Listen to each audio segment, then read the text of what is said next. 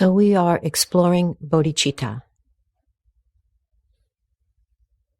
Indeed we are.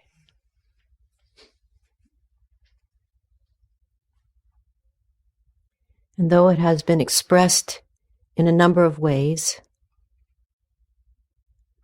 I think the essence of arousing the bodhicitta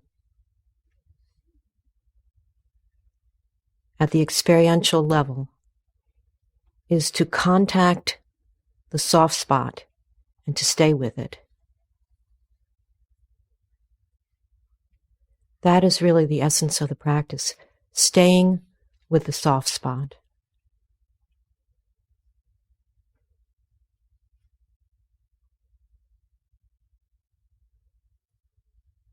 We experience the soft spot as vulnerability. We experience it as groundlessness. We experience it as tenderness. This soft spot is actually inherent in appreciation and gratitude and love. And it is equally inherent in pain.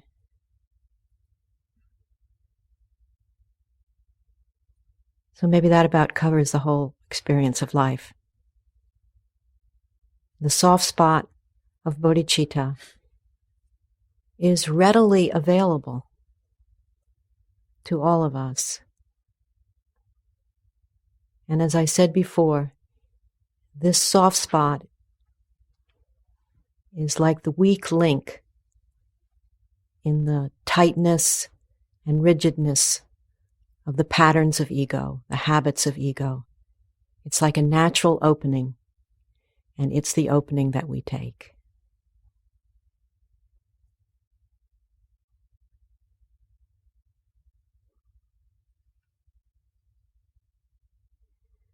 So the essence of the bodhicitta practice is contacting the soft spot and staying with it. And this means becoming very familiar with fear. Often when we feel that soft spot of bodhicitta, it's quickly followed by a feeling of fear and an involuntary, habitual tendency to close down. That is the habit that we all have. We cover over the bodhicitta, the soft spot of bodhicitta. That is the habitual tendency of the species.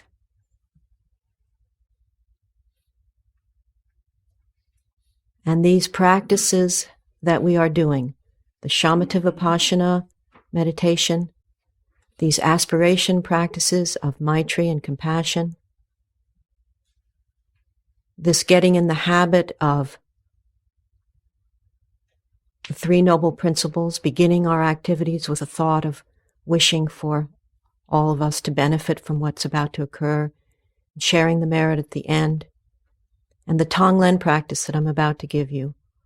All of these are methods, encouragements to help us contact the soft spot and stay with it.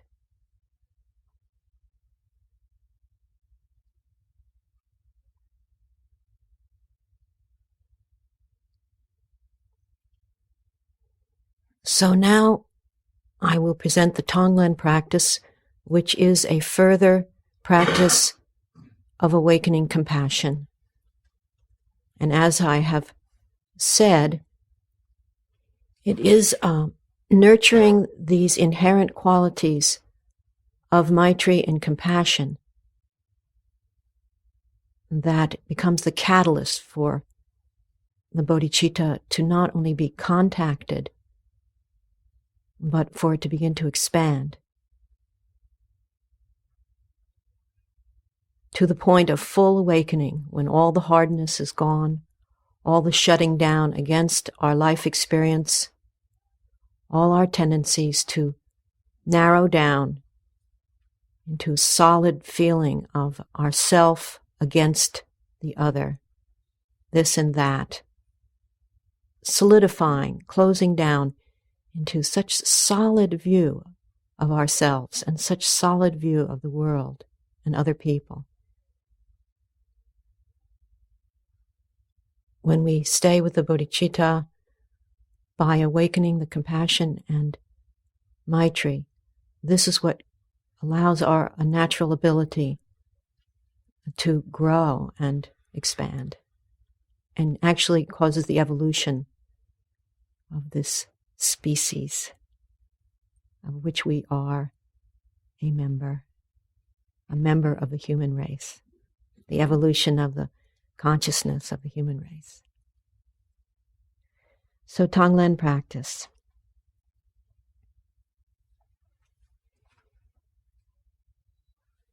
The essence of the Tonglen practice is that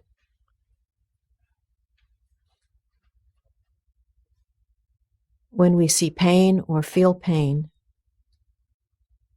when we feel suffering or see suffering in the world around us or in our own experience, we breathe in with the notion of completely feeling that, completely accepting it and owning it completely, willing to feel the suffering of humanity.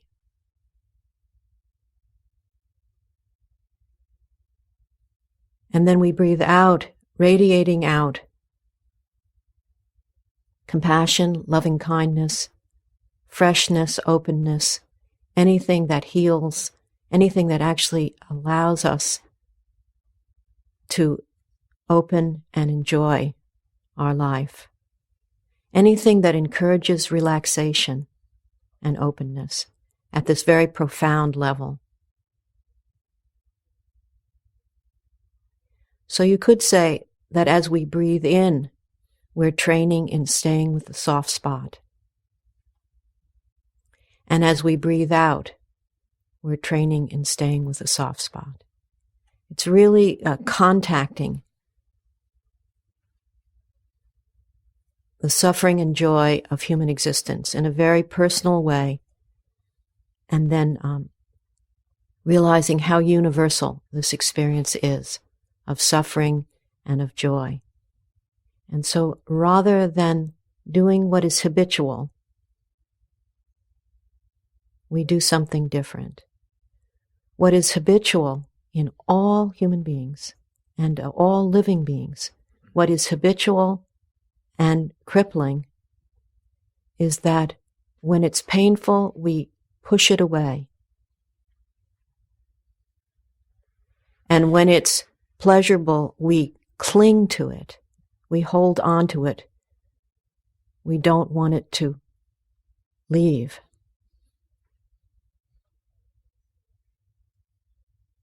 So Tonglen is reversing that habit at a very fundamental level. When it's painful, we breathe it in and own it completely. Let it touch us. Overcoming fear of pain. And when it's delightful, we send it out. We actually loosen our grip and share it with others, wishing for others to feel this relaxation, happiness, sense of well-being, wishing for others to feel that too. At the everyday level, it's getting in a habit of whenever unwanted, uncomfortable feelings come up, of breathing in and feeling those completely and wishing that all beings could be free of these kinds of feelings and the fear of these feelings. And whenever we feel anything pleasurable, that we just get in the habit of thinking of others and wishing that they could feel this too. So this is the essence of the practice. It's breathing in and touching that which we call suffering and sending out that which we call celebration or delight or just any moment of well-being or happy feeling, sharing the happiness. In some sense, you could say the in-breath is, may all beings be free of suffering and the root of suffering. And the out-breath is, may all beings enjoy happiness and the root of happiness. That's somewhat conceptual, but that's the idea.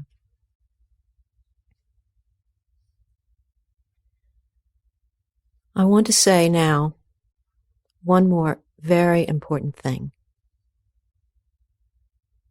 And this is actually a little teaching on shunyata,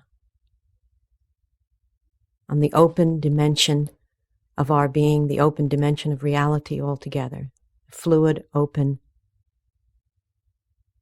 non-restricted, non-static nature of energy and all things.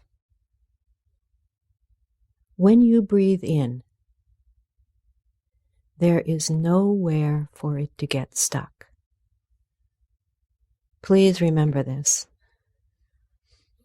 The source of suffering is that we think we are so solid, we think that there's some place for it to get stuck, and therefore we feel it as stuck. But the true state of affairs is that there is nowhere for it to get stuck. There is a personality, there is somebody called Pema, but that's not fixed. It doesn't stay. It's always in process of evolving and changing moment by moment, even at the cellular level.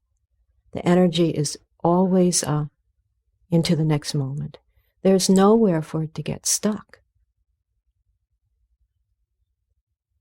Please remember this. Our fear is based on this feeling that things will get stuck. That's our fundamental fear in our life altogether. And this is why we're working with awakening the bodhicitta. It's overcoming that erroneous view of reality, that things are like rocks, that things are things.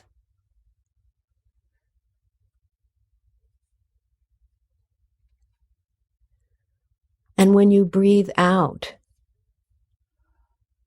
realize that there's nothing obstructing it. It just goes out far beyond the person that's the object of your Tonglen. It goes out and out and out. When you breathe out, nothing blocks what you're sending out. It just goes out and out and out. That's why it's so important to make these aspirations of compassion and Maitri, because it spreads out. And that's so much more benefit than sending out negativity and aggression. Needless to say.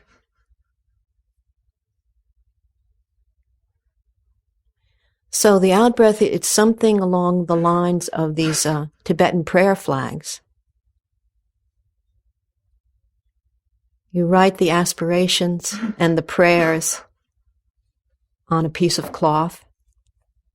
You hang it on a pole, and the wind carries those good wishes to the ends of the universe.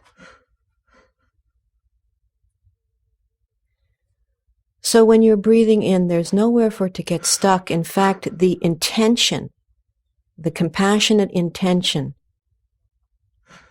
to relieve suffering by finally facing it completely and not running away from it.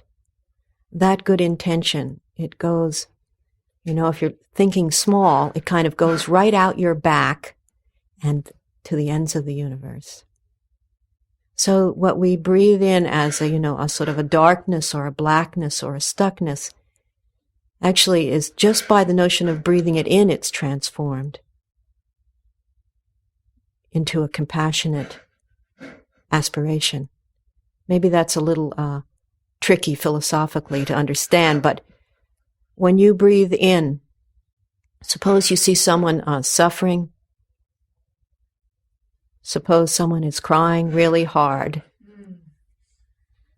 And so I turn my attention in that direction and breathe in with the wish that this person could be free of suffering. I'm not really breathing in like something yucky. I'm actually breathing, it's like opening the heart to someone else's pain.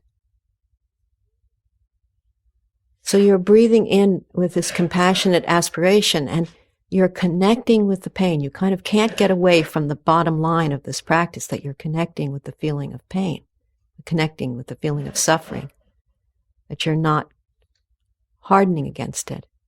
But at the same time, you have to acknowledge that what you're doing is actually opening your heart.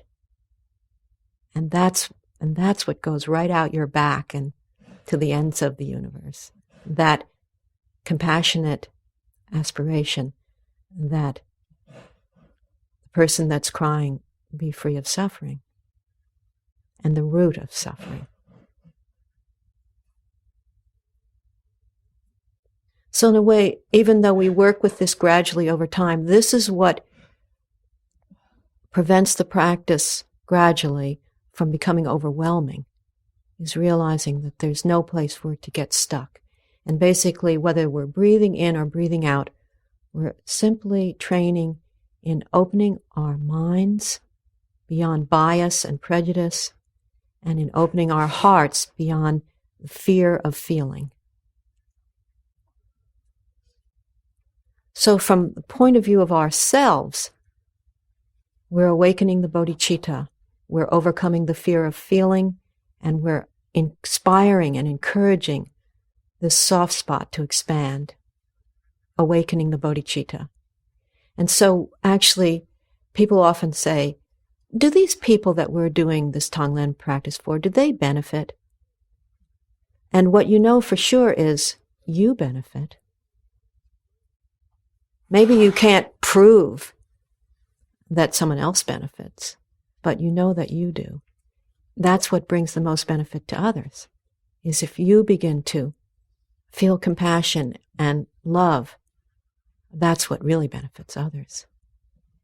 So I could give a whole testimonial on how Tonglen helps other people and tell you a lot of stories, but I think the main point is it helps us, and that helps others. The compassionate wish and that others be free of suffering and the root of suffering, and that they enjoy happiness and the root of happiness. So now let me give the practice. I'm going to teach this practice as Trungpa Rinpoche taught it to his students. And there are a lot of different ways that Tonglen is taught, but the essence of it is what I just described, breathing in the suffering, sending out the joy. But I'm going to give you the instruction that Trungpa Rinpoche gave to his students. So let me just, without going into any description of the 4 stages, I'd like to just say them, and then I'll go back and give commentary, and then we'll do the practice.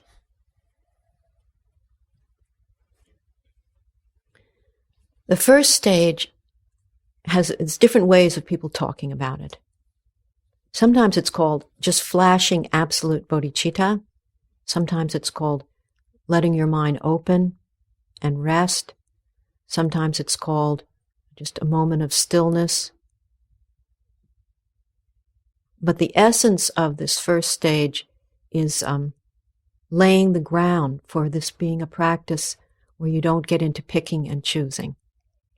The first stage is a sort of just a short moment of equanimity or openness, where you just kind of acknowledging that the basis of the practice, just as in the Maitri practice and the compassion practice, is that you just open your mind beyond picking and choosing, beyond attachment, aversion, and prejudice, just some sense of open mind. And I'll say more about that. The second stage is that you work with the texture. This is that you visualize that you're breathing in a dark, heavy quality. Some people have different experiences of this, how they do it.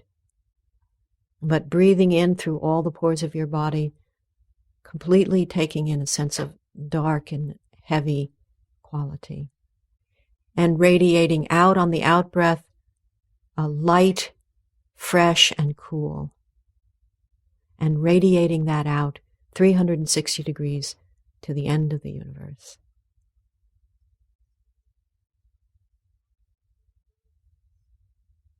Then the third stage is you work with a particular situation, something that is very real, genuine, and heartfelt. Not a conceptual idea, something real that you feel. So, for instance, you could do this practice for the person on your list that you feel gratitude for, or you could do it for the person that you feel compassion for. It's just a genuine feeling. And then the next stage, which ideally, the third and fourth stage are simultaneous, but it's obviously quite helpful to do it as a progression. But simultaneously, if you could pull it off, whatever suffering you connect with, the suffering of the person you're grateful to, or the suffering of the person you feel compassionate toward, or whoever it might be, you extend that out to all beings who are in the same boat as that person. So rather than going through the stages such as with the Maitri practice and the compassion practice where you actually go step by step through 7 steps, you just go through contacting something very real to you and then using that as a stepping stone for universalizing it. So simultaneously, it should be a true feeling that you're really feeling. And then when you universalize it, it's a kind of recognition of how many people feel this. And so with the in-breath, you breathe in this pain of all of them that are, for instance, in a dark depression. Maybe the one you feel compassion for is in a dark depression. So you breathe in for all people who are in depression, and you radiate out friendliness, a sense of spaciousness, kindness, whatever works to that person and then to all people. So these are the 4 stages. So let me go back through them again with a bit of commentary, more commentary. First of all, this first stage, the flash of openness. Many, many people say, I've never experienced openness. It's just a conceptual word. I do not know what you're even talking about. When my meditation is characterized by unbroken thinking, highlighted by strong conflicting emotions, and when I hear words like gap or openness, I just feel totally poverty-stricken. Well, everyone else in the room is experiencing these things, but I don't actually have a clue what you're talking about. So then, to make matters worse, someone gives us instruction. Well, here's this whole new, wonderful, beneficial practice, and the whole ground of it is this gap or this openness. And then you say, well, forget it. I won't do this one then. Can't even do step 1. So I think it's helpful to know that conceptually, the reason that that first step is there is to get at this notion that when you breathe in, there's nowhere for it to get stuck. And when you breathe out, it's sent out limitlessly. Nothing blocks it. That's really conceptually why it's important to even reflect on this, we call openness or the absolute. Just conceptually understand that's why that stage is there. And then understanding that conceptually, you might have to write it in big letters in front of you. There is nowhere for this to get stuck. And when I send out, it goes out limitlessly. You know, sometimes we need to like a neon sign, you know, that blinks on and off in front of your bed. But then understanding this, you can just use images. The truth is, you may feel intimidated by words like shunyata or absolute bodhicitta, but actually we all do experience these things. And we experience them as going out in the morning when it's been cloudy and dark for 5 days and suddenly the sun is shining and you just feel this freshness of mind. So we experience it as just a kind of lightness, not caught up. But there's a lot of instances in life when something just sort of stops your mind, or where the pleasure of the moment just causes a kind of opening, where you're not all caught up. So we know what it is to be not all caught up. Maybe not in our meditation, but in our lives. And as some people say, well, I do know, even in my meditation, what it is to be not all caught up, because when you hit the gong at the end, I usually have a moment then of real meditation. So you can use images like looking out at the ocean, or looking up at the sky at night when you can just see all the stars and the vastness of the night sky, when it's a clear night and you can see forever. You can use images like that, sort of opening kind of images. And one person told me that the only thing worked was coming up with a kind of tender memory that had a very open-hearted, unrestricted feeling in it. And so she would start the practice with remembering her 4th birthday party, because there was a kind of a feeling quality to her memory of that as just being very open.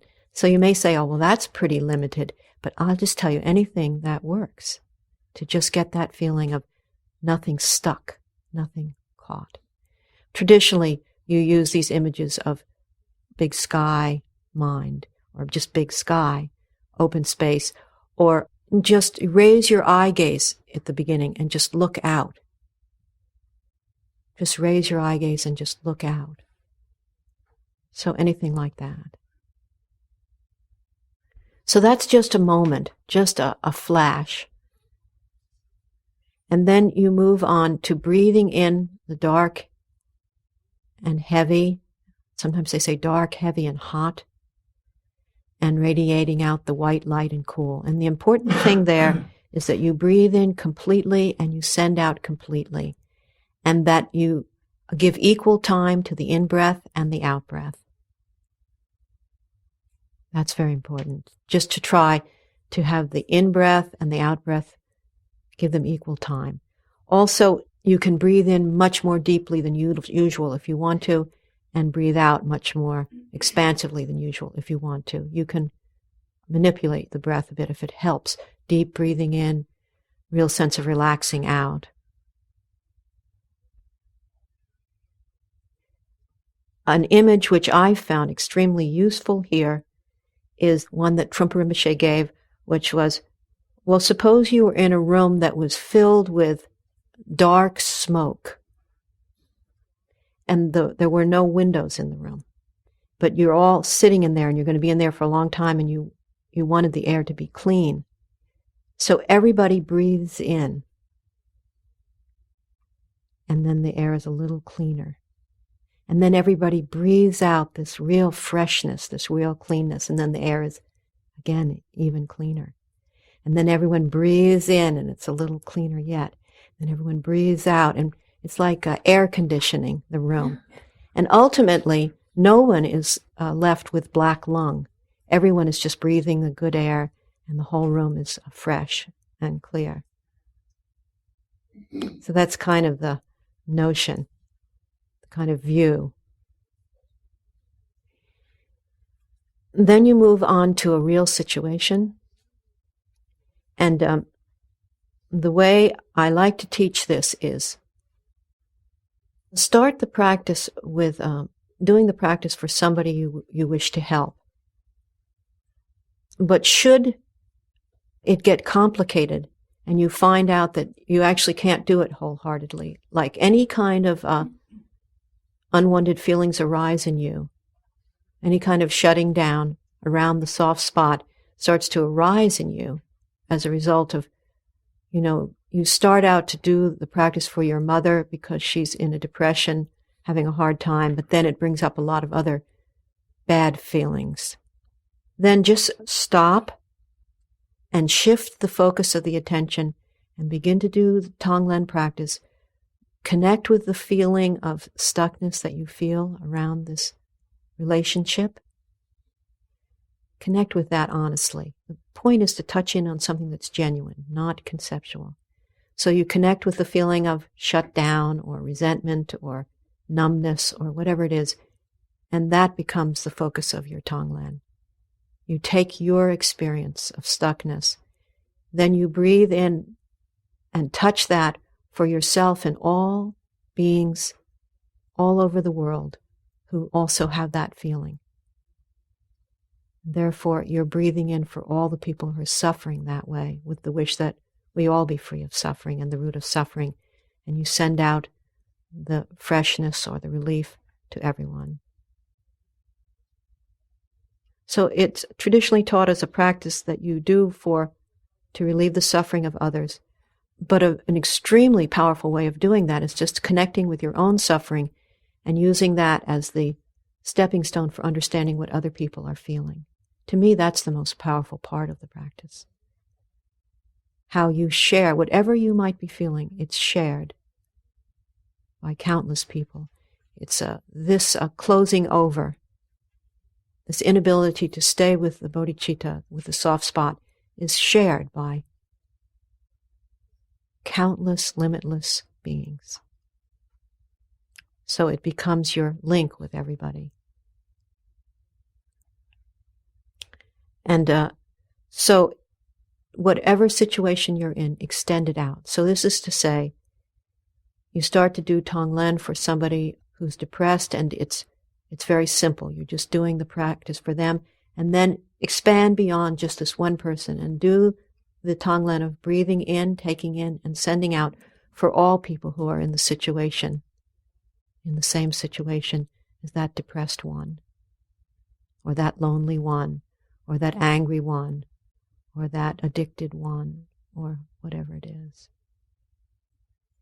However, if you start to do the practice and you realize that their quality of depression just irritates you, then you have to be genuine and acknowledge that and begin to do Tonglen for all the irritated people. So in this way, you're overcoming your fear of feeling.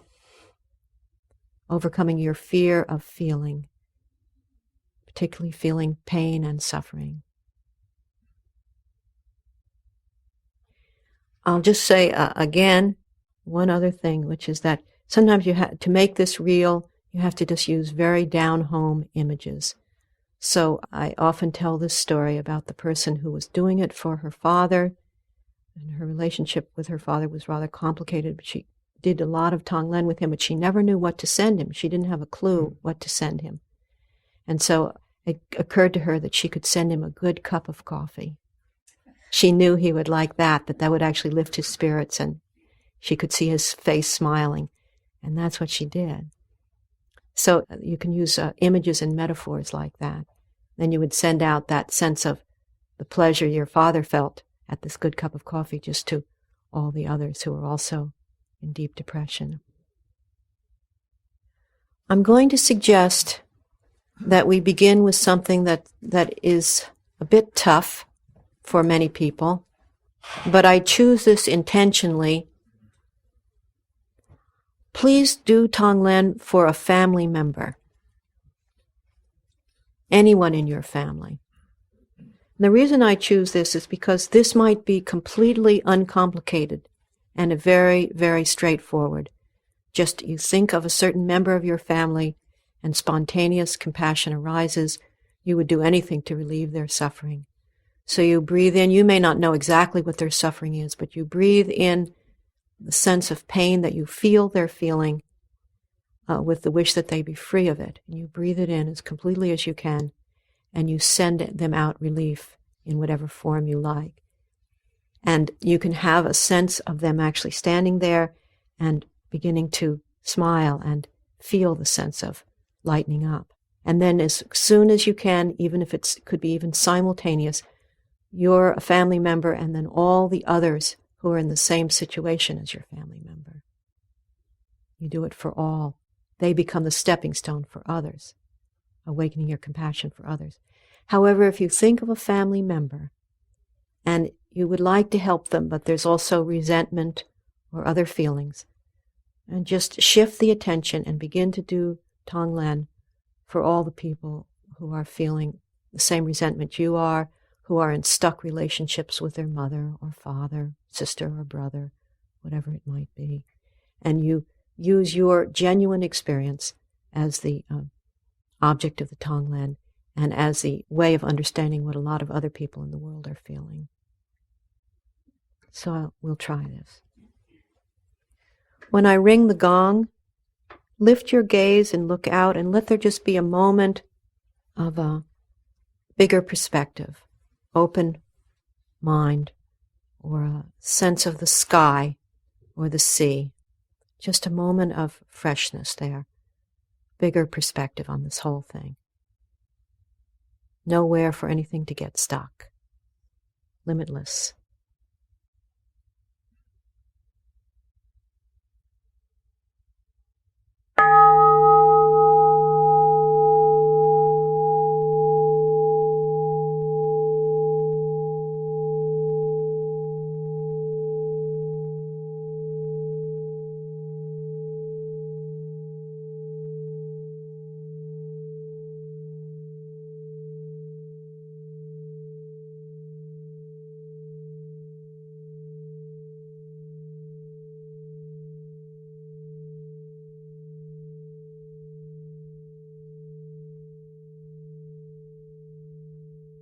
Then as you breathe in the visualization of breathing in dark, heavy, hot. Breathe it in through all the pores of your body. Then radiate out. As you breathe out, radiate out light, and cool, and fresh. Radiate it out through all the pores of your body. And the eyes can be open or shut.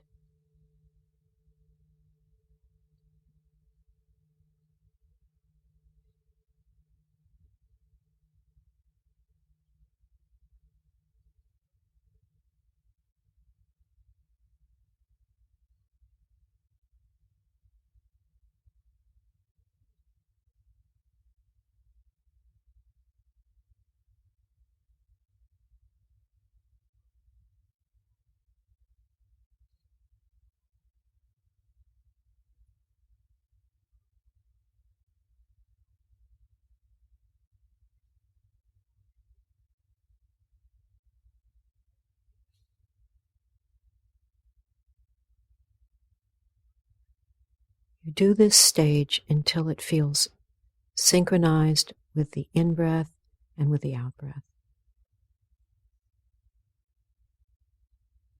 The dark and the heavy, that which we usually fear, comes in, and light, fresh, and cool goes out.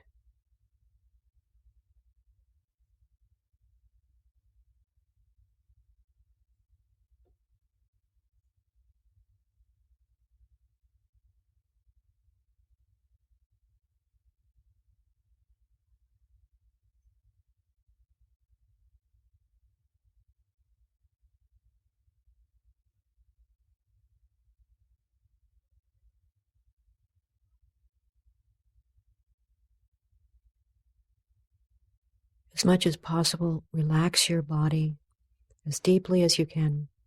Relax your body and your mind. Just open and take in and radiate out. Take in with the in-breath, radiate out with the out-breath.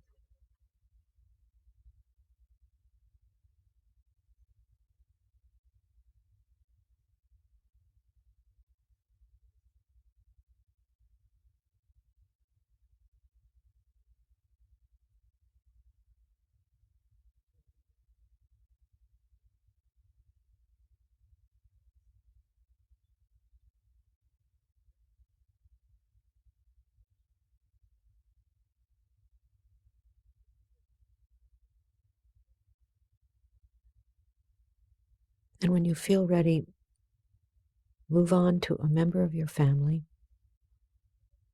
who is suffering, and saying their name or visualizing them before you.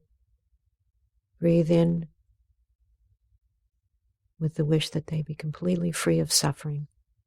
Breathe in the suffering so they could be free of it, and send them out happiness, spaciousness, in any form whatsoever. And if it helps, you can visualize them beginning to smile, beginning to lighten up, actually receiving the benefit of this practice. If resentment comes up, or fear or anger, any of those feelings, just change the focus and breathe in, connecting with that feeling and wishing yourself and all others to be free of it. Sending out relief to yourself and all others from that feeling of resentment or fear, whatever it might be. So use a member of your family and then work with the practice as it evolves, either doing it for them or for all those who are feeling what you're feeling as you do this practice.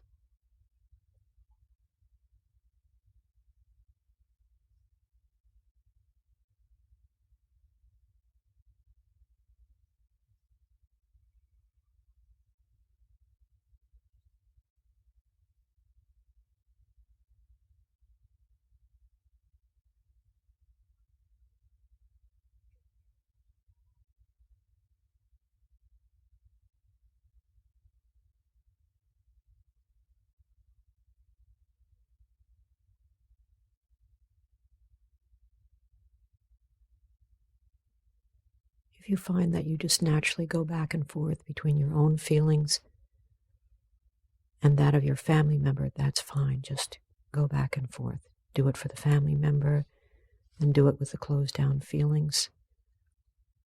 And all those who are feeling closed down, then you might go back again to the family member if that feels right. Just let it evolve.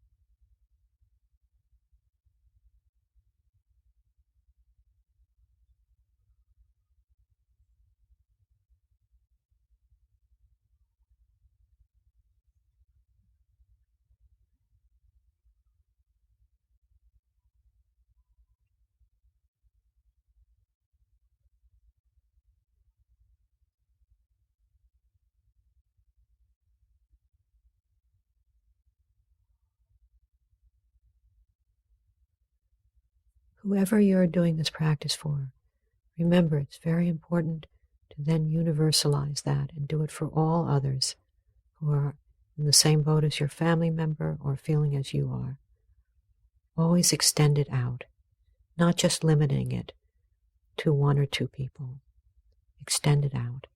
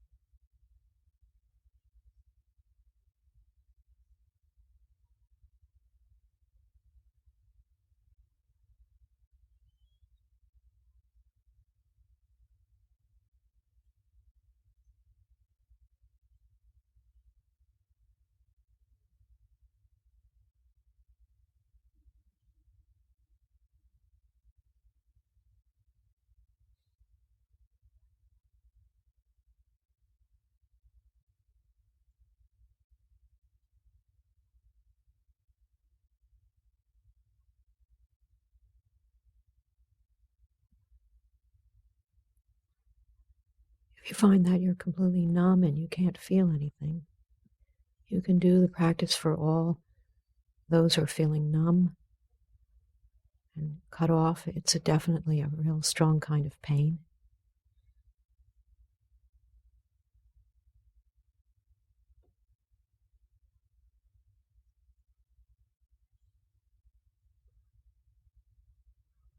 On the other hand, if you're feeling overwhelmed, you could do the practice for all those who are also feeling overwhelmed.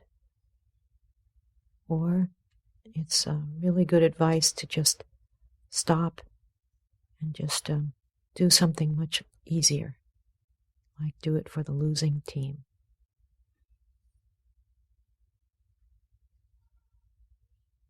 You don't have to step right into the most painful issues of your life. Just touching on the bodhicitta at all, it will expand by itself.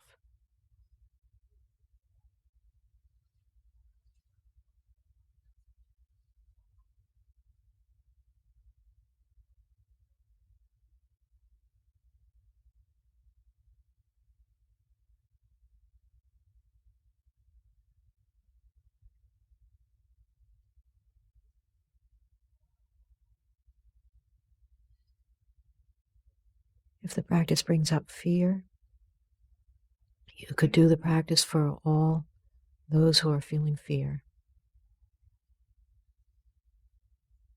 Or you could remember that there's nowhere for it to get stuck.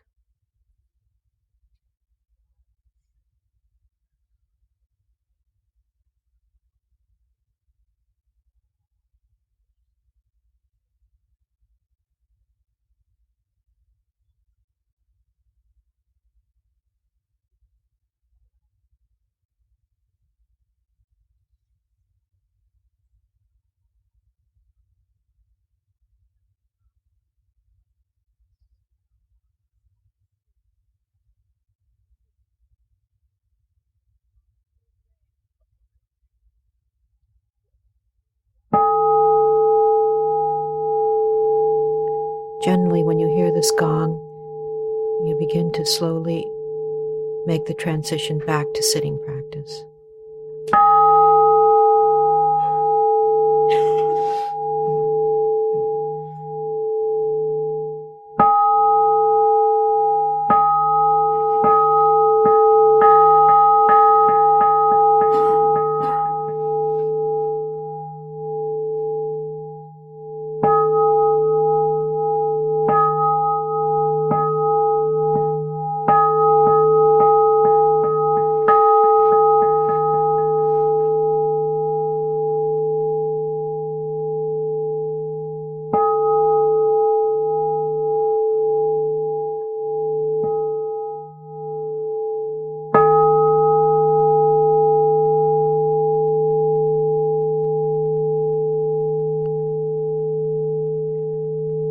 When you're doing Tonglen as a formal practice, it's always good to begin first with at least 10 minutes of sitting, and then afterwards sit again.